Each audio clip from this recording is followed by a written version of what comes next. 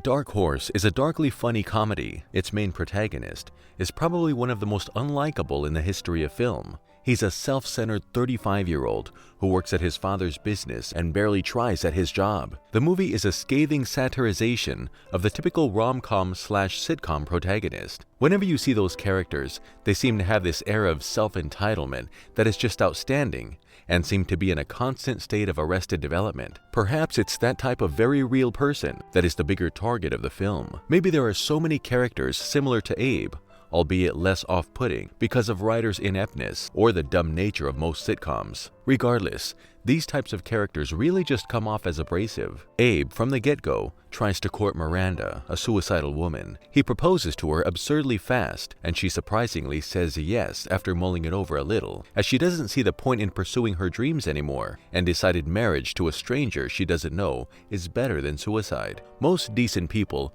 wouldn't take advantage of a suicidal person, but Abe does. All he sees is a path for a life he wants.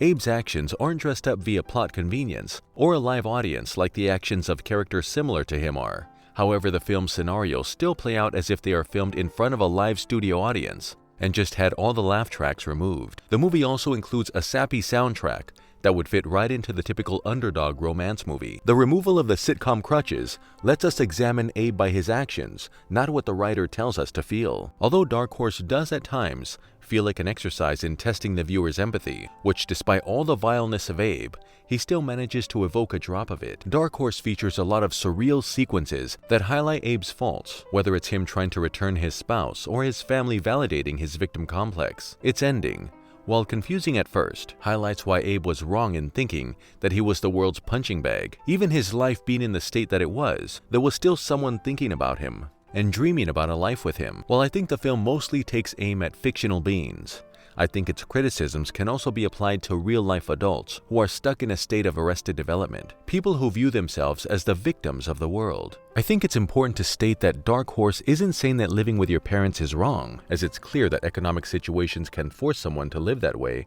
for the sake of themselves and their parents.